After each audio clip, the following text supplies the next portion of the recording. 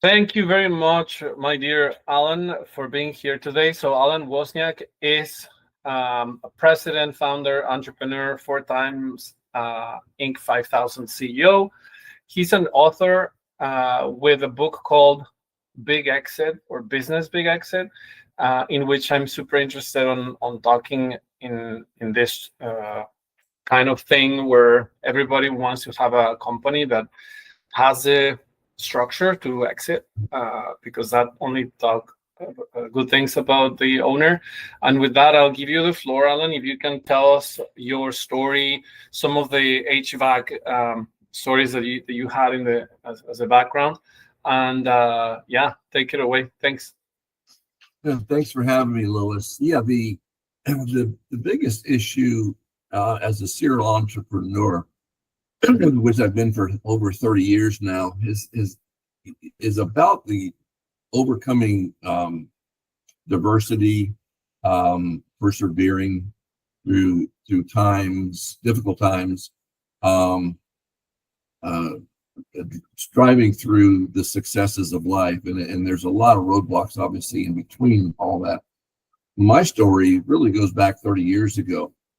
We started in the HVAC industry, really realizing shortly thereafter that it was a very commodity-driven business. And in fact, I'd have a meeting with my carrier rep, and oftentimes he'd come to me saying, "Hey, Alan, how many boxes did we move this month?" And that was his entree into the conversation. And I'm thinking, geez, in Economics 101, you learn that if you're a box, you're a commodity, and if you're a commodity, the lowest price wins.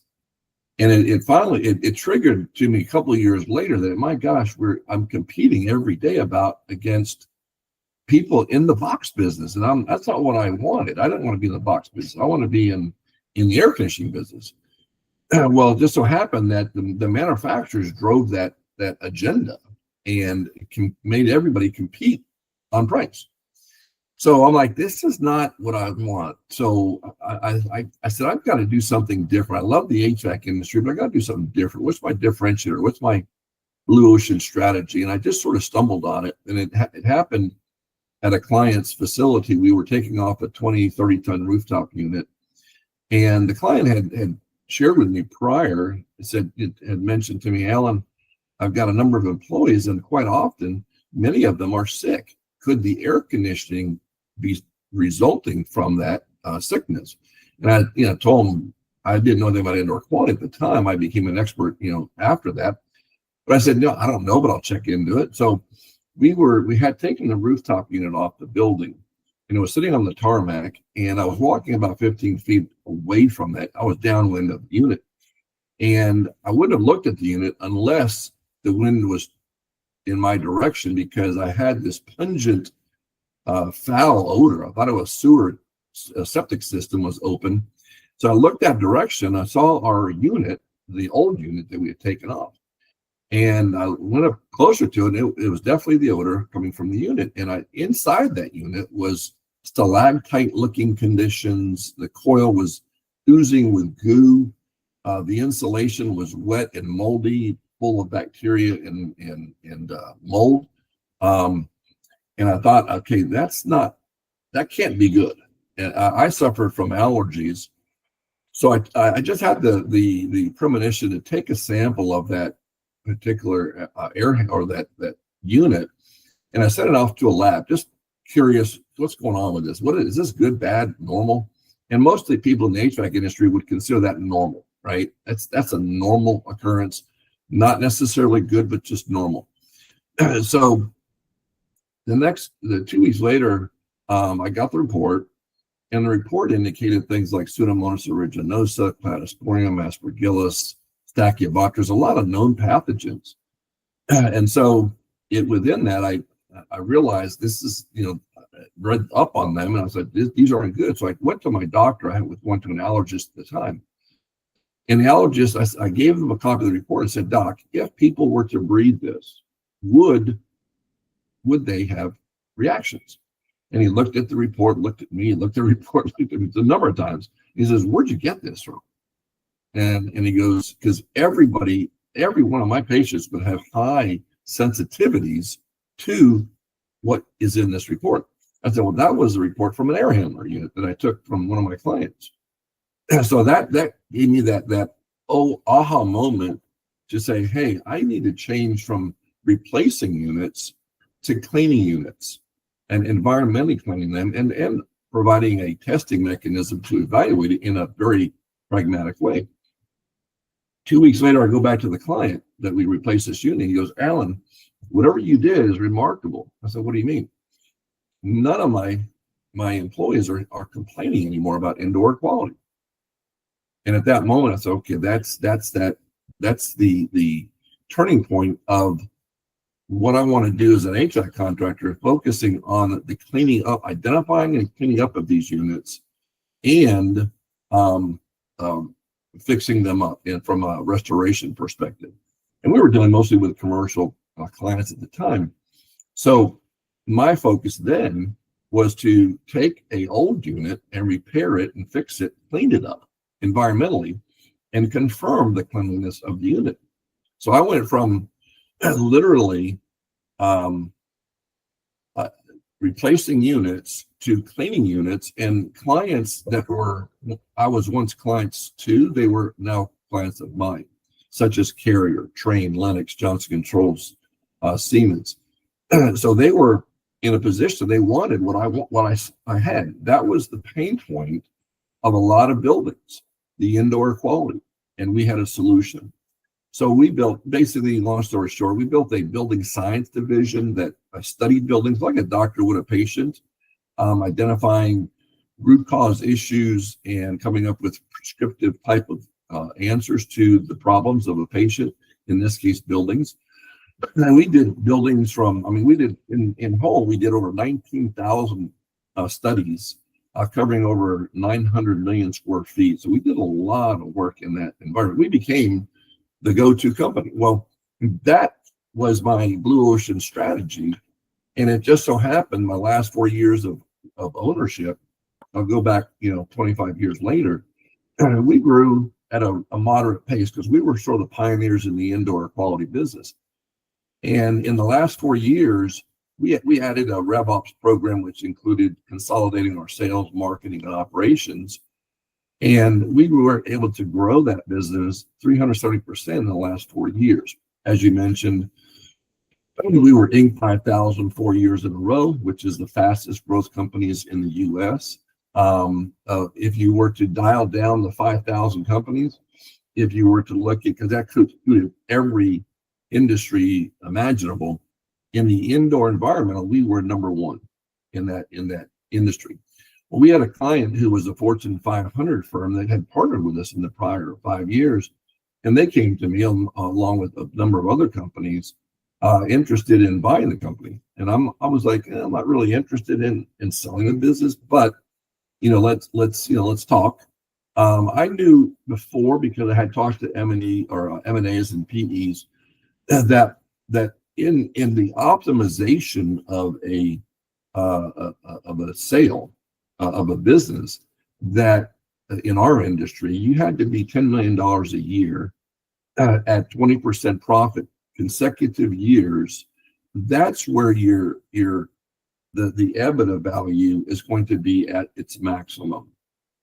In addition, you have to have what I call the 8 pillars of a healthy business, which includes your business strategy, your sales, your marketing, your operations, customer service or customer centricity, finances, culture, HR, and exit readiness.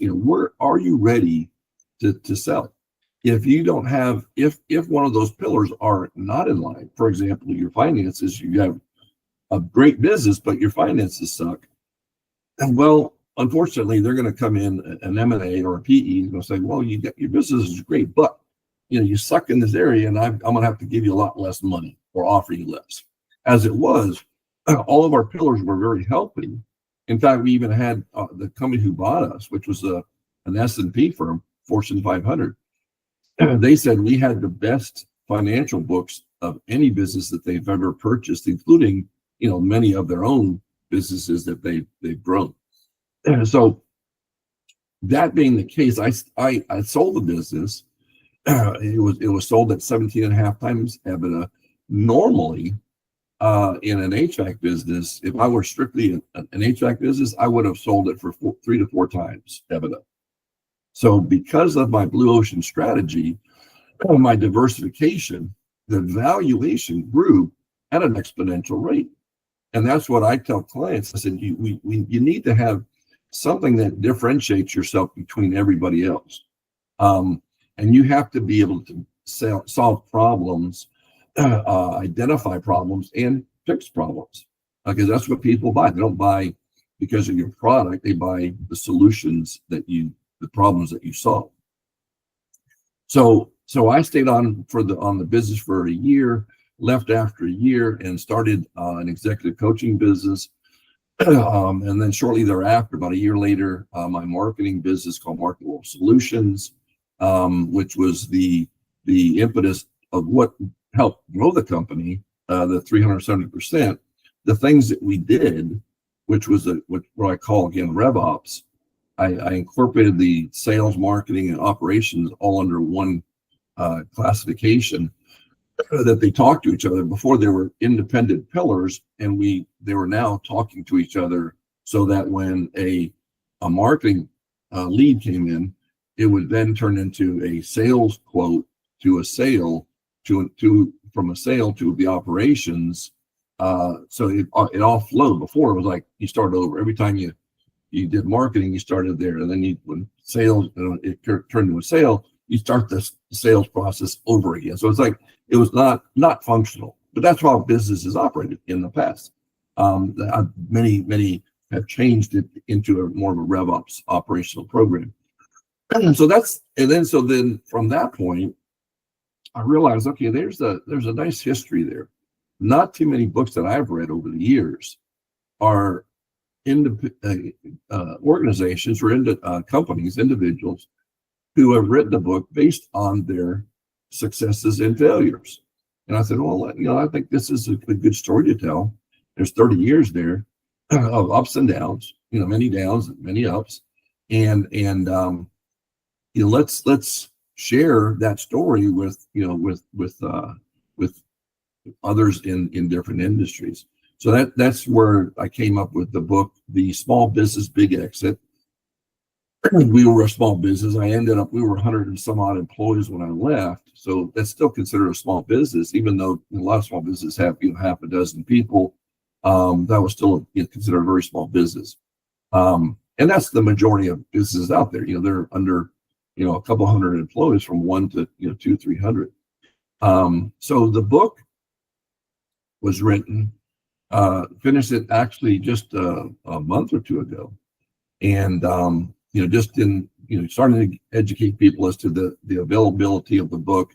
It's on Amazon, it's on Barnes and Noble, I think Google, and a bunch of other platforms that's out there. But a lot of interest in the book, and as a result of that, started taking it a step further. And as a result of that, I had written the book. I had the business background, and I was introduced into AI into more of an implementation into the MarketWell Solutions, the marketing programs that we did. And it was something that I decided, well, let's take my book, let's get agents to read the book, digital agents, AI, and let's come up with a program that we can market. An example, in my business coaching classification, I will charge anywhere from $1,000 to $5,000 to people who want to talk to me about their business and how we can help them out. Well, I always thought that's expensive, it's not affordable to the masses. How do we make this affordable to the masses? Well, one way is we get the digital agents, artificial intelligence agents, to read the book. They understand it, and amongst other books, and then sell that as a subscription service so that they can come in and get asked any questions that they want in sales and marketing, operations, finances, and they can go to it 24/7. It's the same philosophy that I've built over the last 30 years. It's now ingrained in these 8 digital agents, AI agents, and they can go into it. It's actually available online. It's available on a subscription basis and a 14-day free trial. What we do start with and require is that they have to, like again, if you or I were sick, we would go to our doctor, go through the tests and so forth. We also want businesses that come to us to take some kind of quiz, identify where they're doing well and what they're not doing well. And that's through, we have an 8 question quiz on the 8 pillars, and then we have a 40 question quiz on the 8 pillars. One is more like a temperature of a business, how you doing kind of thing, versus the 40 question questionnaire is getting more in depth into the problems of the business and quantifies that. We give a 30-page report based on that. We give a 1-page document based on the 1-minute quiz. And that sort of starts the process of identifying where their weaknesses are, and so that we can come in and say, okay, here's some of the deficiencies that we're finding, and here's some of the things that you can do in order to improve your business. Does that make sense? Yes, that was a very thorough intro and story. So I followed with, I'm going to just probably jump in and paraphrase some of the things that I learned today. One is the commodity. So we need to have one differentiator in our company to be profitable and not to compete with price. That's one of the big lessons. Sure. The second one is with the blue ocean strategy that you mentioned, instead of selling boxes, you will be instead providing quality of life and quality of like health.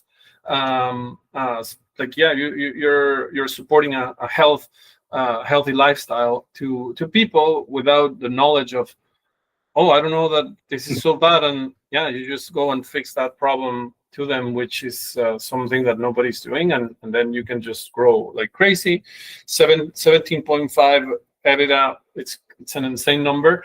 The book, I'm super interested on reading it. If I have, even if I'm not interested on selling my company, if I have all the numbers that are healthy in terms of all the pillars that you said, I think it's 8.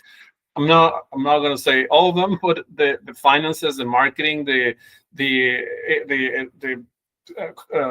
employees or whatever, has to be in place and set for us to be successful. So even like selling a company, I'm interested in selling, but even though if I'm not selling, is not that this book is not for you, because if you happen to build and craft a company to sell, might as well get someone asking, hey, like I want to buy your company because you're doing great things. Go ahead, Alan. I was going to say and it's not, the book isn't about, even though the focus is a big exit, right?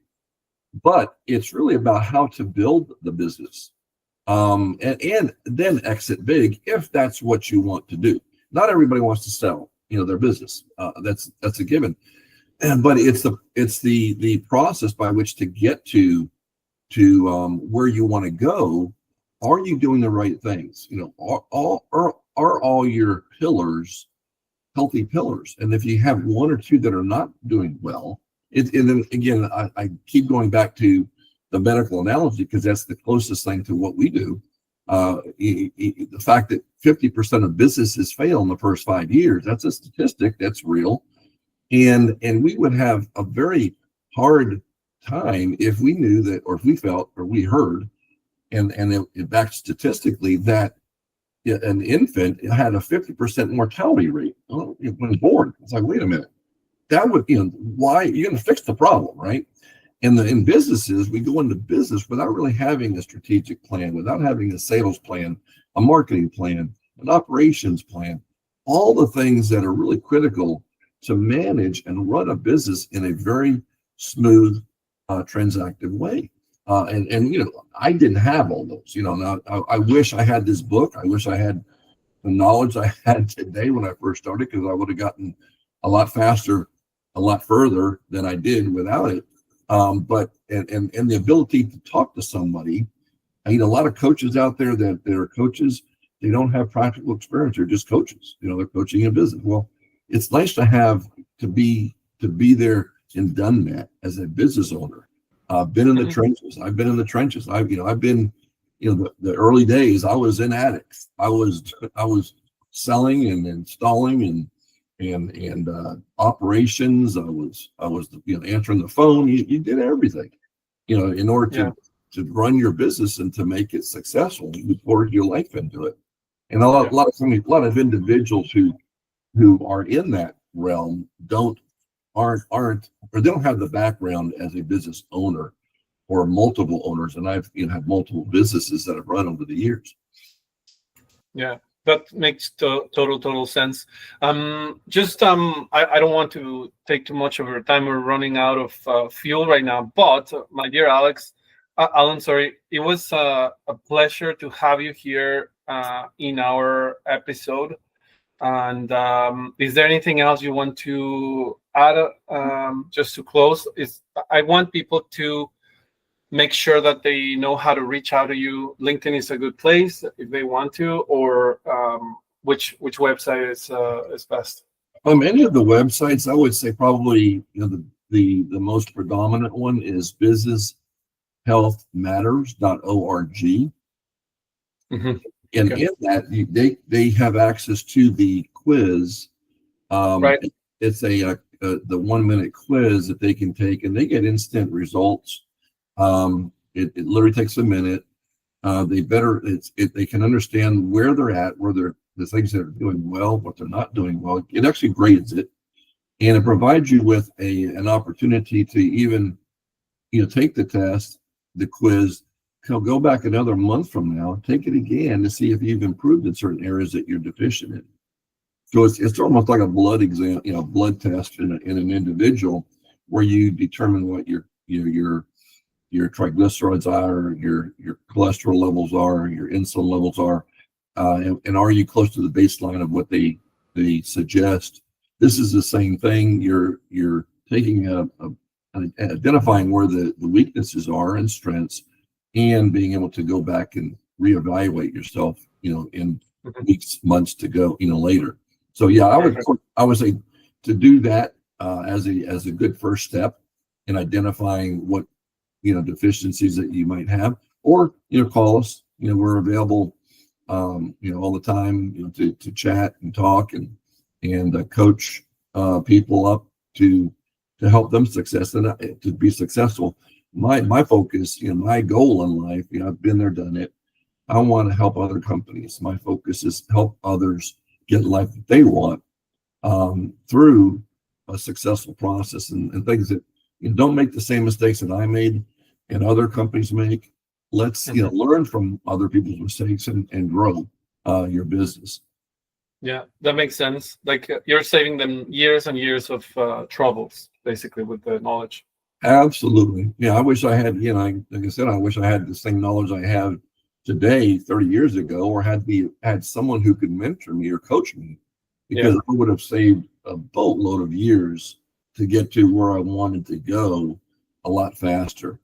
Yeah, makes sense. Thank you very much, Alan. Appreciate you having at the show, and we'll see you around. Awesome. Good talking to you. Have a great day. You too. All right. Bye.